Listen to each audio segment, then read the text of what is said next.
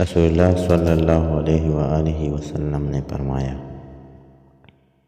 ایک شخص نے دوسرے شخص سے مکان خریدا اور مکان کی خریدار کو اس مکان میں ایک گڑھا ملا جس میں سونا تھا، جس سے وہ مکان اس نے خریدا تھا۔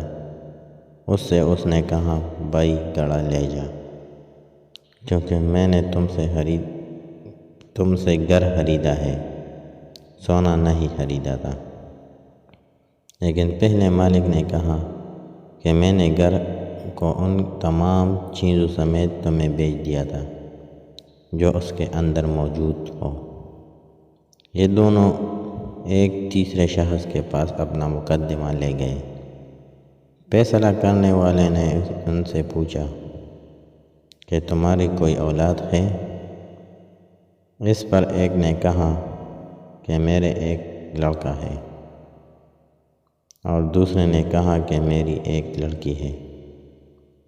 فیصلہ کرنے والے نے ان سے کہا کہ لڑکے کا لڑکی سے نکاح کر دو اور سونا انہی پر خرچ کر دو اور خیرات بھی کر دو۔